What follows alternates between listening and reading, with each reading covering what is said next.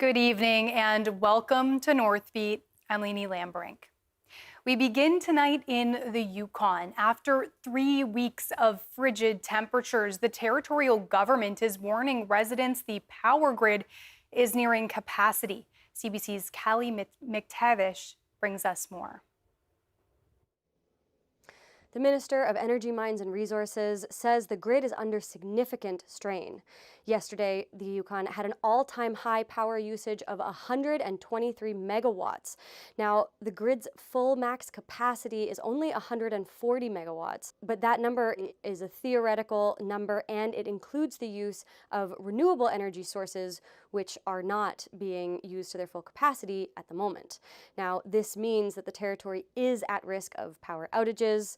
A number of blackouts have already taken place, one in Whistlebend, Whitehorse's newest neighborhood, and also in Haines Junction, where power went out for several hours yesterday afternoon. The Minister of Energy, Mines and Resources, Ted Laking, is asking folks to please reduce their energy usage. That means unplugging TVs, toasters, whatever you don't need, as well as having an emergency preparedness kit on hand in case blackouts happen. Callie McTavish, CBC News, Whitehorse. And it doesn't look like it'll warm up in the Yukon anytime soon. RCMP are recommending people stay home when possible. They also say people should have emergency supplies and a full tank of gas in their vehicles. Temperatures are expected to hover around -40 through the weekend. Environment Canada says the cold front is sweeping in from Siberia. This is not the polar vortex. I mean, I can't, people, every time it turns cold, people think, oh, the polar vortex is biting us deep and hard. Well, no. I mean, you get cold weather just because it comes from a different source. The polar vortex comes from the stratosphere down to the troposphere at the surface and then spreads out like molasses. Well, you can also get cold air coming across the poles from Siberia or from Alaska, the Yukon, and it's like molasses, Dave.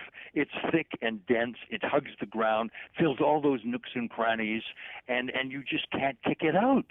It's sort of like the bully. It just takes over and doesn't move. It takes a good Pacific system to kick it out and push it back. That cold front is putting a damper on outdoor events. The 5+ hours of light Fat Bike Festival has postponed their event for a second time. The event celebrates the return of light in the Yukon and was supposed to happen on Saturday. But with the frigid temperatures remaining steady, organizers have decided to postpone the event until February or March. Winter is making itself known in other parts of Canada, too. Just as Albertans dig out from their latest blast of snow and cold, another round is on the way, right in time for the holidays. Environment Canada has issued new weather warnings across much of central and northern Alberta with heavy snow expected on Christmas Eve. Travis McEwen reports. As many Albertans are getting ready to carry out their Christmas plans, a bit of a winter storm is expected right on time. Now, it might be something to work around or at least create a backup plan. Extreme cold temperatures are expected to continue in the Edmonton area until Sunday. And Environment Canada is expecting snowfall across central Alberta on Christmas Eve, between 10 to 20 centimeters. It's likely to start in Red Deer in the morning and hitting the Edmonton area by Wednesday afternoon. It's an area expected to get traffic between Alberta's two urban centers. So make sure you gas up before you go wherever it is you're going. Tell people where you're going, how long you think it's going to be. Plan for delays. The risk of hypothermia is high, especially in northern Alberta. In the Edmonton area, it's expected to be cold throughout the holidays, with some relief possibly coming on the weekend. Daytime highs are going to sit around -16, -17. Nighttime anywhere from -20 to -26. We do see a bit of a break, finally. So if you're in Edmonton, for instance, your forecast is calling for a high of +2 on Sunday. At the Edmonton International Airport, the forecast comes at a time considered to be the busiest of the year. We are fully staffed and we have additional staff to help if there is a major snowstorm. One thing we do really well is winter operations. So we can handle the snow, no problem. We are hoping that the forecast will lead to about 10 centimeters of snow for YEG, but we're carefully monitoring that. The airport recommends to check its website for updates on delays and for travelers to anticipate slow driving conditions on the QE2 on their way to the airport. Travis McEwen, CBC News, Edmonton. Back to the north now. RCMP say the number of break-ins in the city of Yellowknife isn't any higher than in past years. Yesterday, police announced they had arrested and charged a man in connection with several recent break-ins. That includes one at Mildred Hall School in the city's downtown. RCMP officials say it's important the public report any break-ins to police. You know, some of these happen and people don't even report them if they view the damage as low or perhaps nothing was taken. But all reports can help us identify patterns and are part of a bigger picture, right? Information from the public is always our greatest tool in addressing any crime. Seward says people should make sure they have quality locks, alarm systems, and shutters on windows. He says security cameras may not prevent break-ins from happening, but they can help police investigations.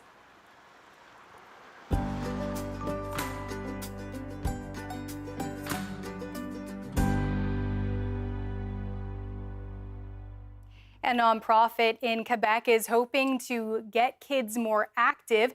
They've worked with Inuit to create storybooks that aim to do just that. CBC's Heidi Adder tells us more. Children in 7 Nunavut communities have new stories to read, written by someone in their hometown. The stories were created by the nonprofit Champions for Life through their Little Champions program. The stories are deeply connected to Nunavut and the world around them. And in the stories, the kids, they learn 3 motor skills such as jumping, skipping, catching with 1 hand or 2. And we have 33 different fundamental motor skills that they can learn through that. The stories were handed out to 5 Nunavut communities so far. Veronique says teaching kids these basic movements and getting them more active when they're young can have a long-term effect for their future. So it's kind of the beginning of everything for them to be moving and being active through life afterwards, because we know it's having a healthy lifestyle is really helpful.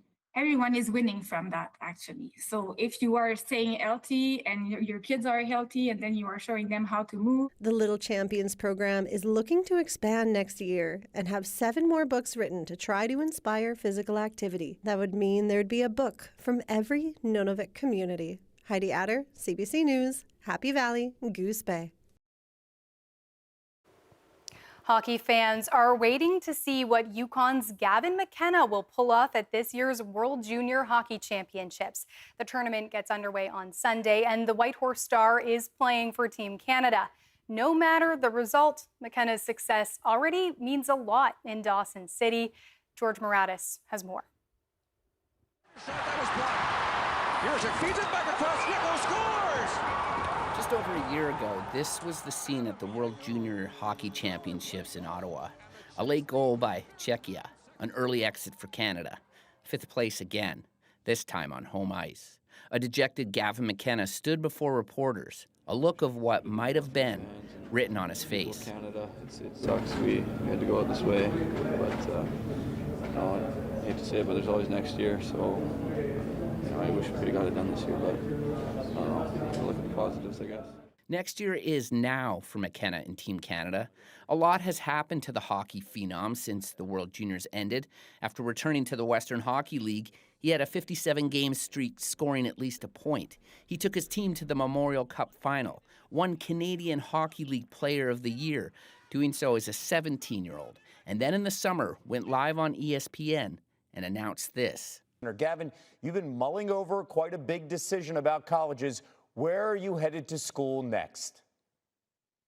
Yeah, it was a super tough decision. Obviously, there's a lot of great options out there. But I think me, my family, and everyone who's a kind of part of my circle, we all decided the best spot for me next year will be Penn State University. I think Penn State is a great spot for me. Dude, what just a very kind chill, easy to get along with guy he is. I mean, he really is. He's very respectful. He has great manners. There's a lot of it's hard not to watch him because he does a lot of really fun things. Number one, and he just sees the game in a very different way that I think a lot of us, not only staff but players, really enjoy trying to see what he does next. Now Canada will be watching McKenna closely to see what impact his decision to go to the NCAA will have at this year's juniors. The sky's the limit. The one thing that I will tell you that it's not just his offensive play either. He does a lot of things that really, whatever the coaching staff needs and wants, he's going to provide. I will tell you that. Dawson City is home to the Trondic-Gwich'in First Nation. Here at the local arena, the impact of Gavin McKenna's success is already being felt. We are going to see Gavin play at the World Juniors in January, January. So for my son's birthday on Wednesday, he got a Gavin McKenna jersey to wear to the game, and he won't take it off. Well, Matthew's grade, I would say there's every child, but almost every child in the class plays hockey. They're all hockey driven. They're all hockey crazy. A lot of them play just for the camaraderie, my son included. He doesn't really have a drive to go to the NHL yet, but they all love it, and there's 17 kids under 9 playing right now. Yeah, I mean, TH Citizen going to the NHL, that's pretty amazing.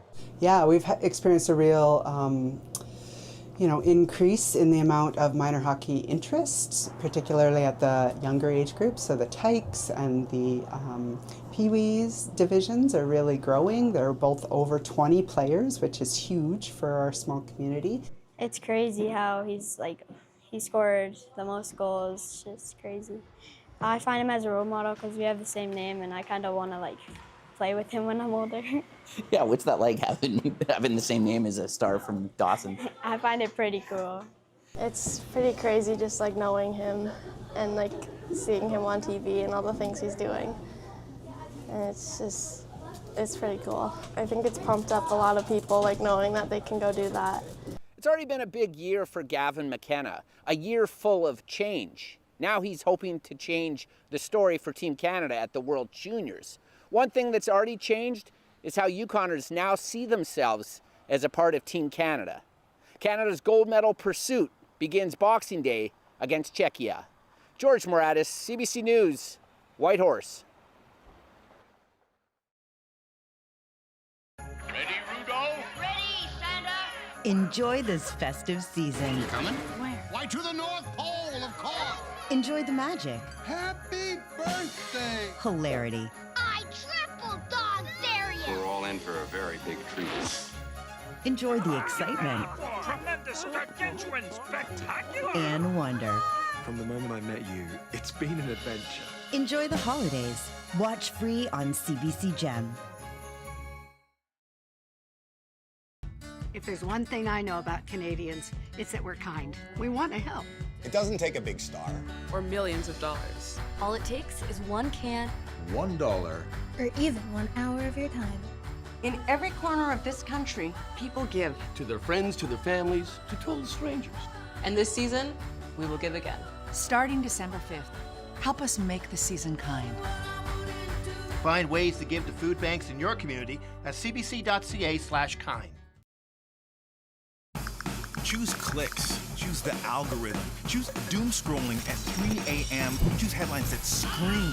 Choose fake friends, deep fakes, and comment wars that never end. Choose the chaos. Choose the noise. Or don't. Choose news that's checked, verified, accountable. Choose being there where the stories are. Choose proof over panic. Sense over madness. Choose news, not noise. Where does bravery live? It lives inside Cynthia Appia, who refuses to let the high cost of sports slow her down.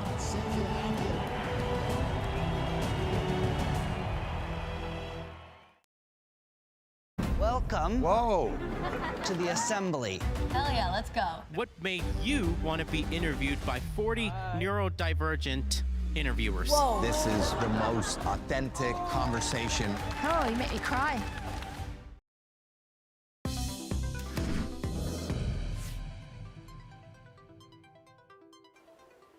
A quick note about that last story before the commercial break. I said the World Junior Hockey Championships starts on Sunday. I was wrong. It actually starts on Friday. If some advocates in Alberta get their way, Santa may have a new type of milk to dip his cookies in. It's been illegal to sell raw milk in Canada since the early 90s. Authorities say the product can spread harmful bacteria to humans without pasteurization. Still, some people are pushing to legalize the sale of raw milk directly from farms. Sam Sampson tells us why.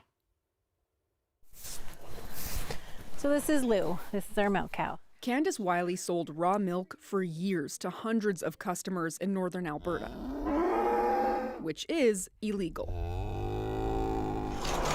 But since she was fined $50,000 by the province of Alberta, she now only milks for her family. The demand for sales, though, hasn't gone away. I'd love to be able to do that again. Yeah, I know they're missing it. Selling unpasteurized milk has been illegal in Canada since 1991 due to the high risk of contracting deadly bacteria. Still, Wiley wants to sell her product again. She says she follows regulations from the U.S., where some states allow farms and grocery stores to sell raw milk. Supporters say the raw stuff can cure lactose intolerance, which the U.S. Food and Drug Administration refutes. They also claim pasteurization kills off essential nutrients. Scientists say the process does not significantly alter milk's nutritional value. But Wiley argues a lack of Canadian rules leaves sales open to the black market. It's just creating a riskier, environment and more risk for, for issues, for health issues. Whereas if it were regulated, then it would provide, a safer way. There's so much support to have raw milk sold directly on farms to customers that municipalities in Alberta are lobbying Ottawa to make it legal. An organization representing nearly 70 rural areas in Alberta passed a resolution to permit, under specific conditions, the on-farm sale of unpasteurized dairy products. Local Reeve Ryan Ratzlaff says his constituents want this law changed. When you look at the price of milk in the grocery store, if I could give that to my neighbor and support my neighbor, I'd rather do that than give it to the big conglomerates, right? Still, experts warn raw milk is not safe. Some of these pathogens can be transmitted right through the milk, so they might already be in there. And if we don't treat it, then people can still be exposed. The next steps for Alberta advocates include getting the province on board, but that might be tough. A spokesperson for Alberta's agriculture minister says point blank, the province does not support the sale of raw or unpasteurized milk. Wiley says she'll stick with the raw stuff. I would never have a glass of milk. I didn't enjoy it. Do you now? I could drink a liter a day. A risk she says she'll keep taking. Sam Sampson, CBC News, near Peace River, Alberta. If there's a fitness watch on your wish list this year, you aren't the only one hoping to find it under a Christmas tree. Sales of fitness watches and other wearable devices to track heart rate, steps, even sleep are skyrocketing. A growing player in the industry is Garmin. As CBC's Paula Duhatschik tells us, the multinational company relies on technology developed in a small town Alberta. These days, consumers will spend big money to track their workouts. The Apple Watch is actually an amazing watch for running, and I'm preparing for a marathon. Market research firm Circana says spending on fitness watches and wearables What's up, Fitbit fam? Welcome to Fitbit Premium. is up nearly 90% compared to last year. And at a Calgary running club, there's one brand that's especially popular. I'm just wearing a very simple Garmin watch. You see people flick their wrists all the time, looking at their watches. What's my time? What's my lap time? Garmin's revenue from fitness watches and wearables was up 30% in the latest quarter, and technology that makes those watches tick was developed just down the road in Cochrane, Alberta. Yeah, we started the business with that little foot pod that went on your running shoe. Jim Rooney, who's now managing director of Garmin Canada, started making basic fitness trackers in the late 90s. It was the first time you could go out for a run and figure out how fast and how far you went. Rooney's company was later acquired by Garmin. Now he runs its Canadian office. It's where they figure out how to take biometric data from a person's wrist and plug it into their watch. If you're a running enthusiast, chances are you are using a Garmin watch. But not everyone is convinced. We don't sell Garmin anymore. There's just competitors that are doing the same thing for less now. Amid a sluggish economy, some analysts say keeping customers spending could be tough. I do think that the consumer's ability to spend on these types of wearables is challenged if the economy takes a turn for the worse. As for Garmin, it's testing new technology to keep customers interested. Real-time health data for your horse just got real. Paula Duhacek, CBC News, Cochrane, Alberta. The latest snapshot of the Canadian economy reveals a larger than expected decline in the face of trade tensions and tariffs. Statistics Canada says GDP numbers for October show the economy shrank by 0.3%. It's the biggest decline in almost 3 years.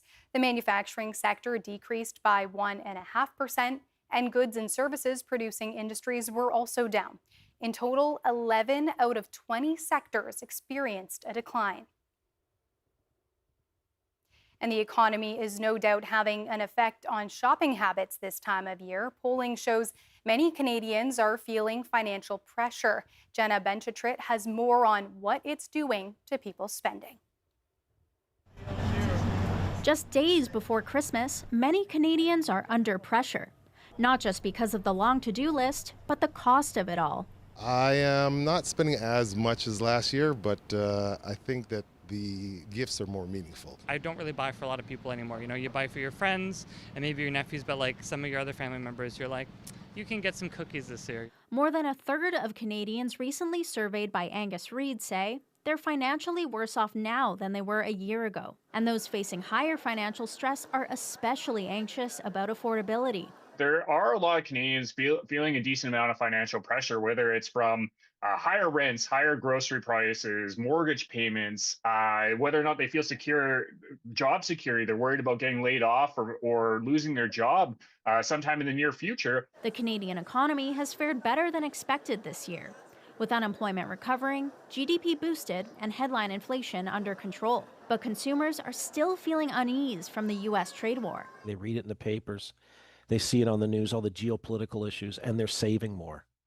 They realize there could be a storm ahead. And that could mean cutting back on discretionary purchases. And the consumer is very deal-focused this year, even more than previous years, if that's possible. A strategy clearly playing out among last-minute Christmas shoppers. Really trying to look for a good deal, and that's what I'm prioritizing this year. Aiming to keep the joy of the season without adding to another financial burden for the new year. Jenna Benchitrit, CBC News, Toronto. Nunavut Arctic College has set its food bank up again in time for the holiday season. The college's student council says many students are dealing with food insecurity. Bianca McEwen has the story. Peanut butter, cookies, and Sunny D are stacked high in this container in Iqaluit's Northmart. It's being sent to Nunavut Arctic College's food bank, which relaunched on December 1st. Northmart told CBC it's making weekly contributions to support it. This marks the return of the college's food bank, as this year it was having trouble securing funding, according to Lauren Fato, the president of the Student Council. Previously, the food bank's funding came from a variety of sources, according to Jeremy Dembitsky, the college's student life coordinator. The food bank receives donations from Food Bank Canada, and previously it was funded by ANAMA, who we're also working with to receive more funding. But yeah, we've been going on for a few years with different funding. Regardless of funding, Fato says many students rely on this food bank, with around 5 to 10 people dropping by a day. So as students, we have to focus all our attention on our studies, so we're not able to get to work to get enough money to buy the stuff that we need, especially when they're high price. Nunavut has the highest rate of food insecurity across the territories, with 62.6%.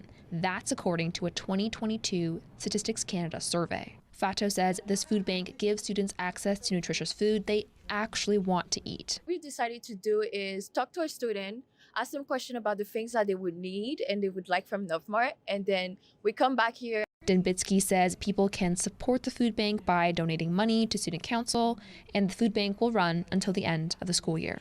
Bianca McEwen, CBC News, Iqaluit.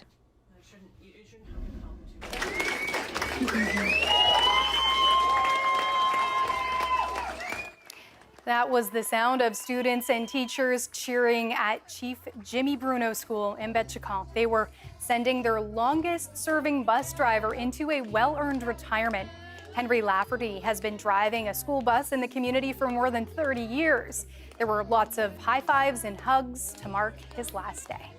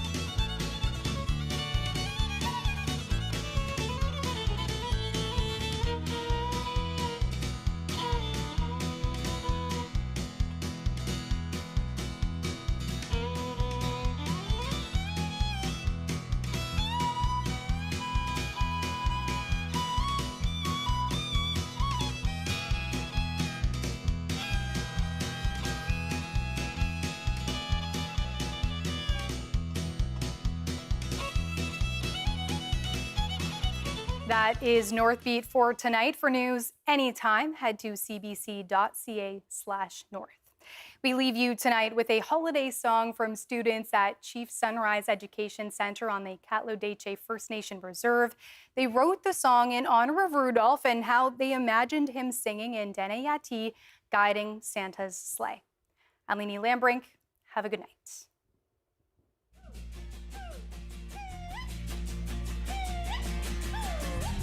Everybody loves Christmas time, hanging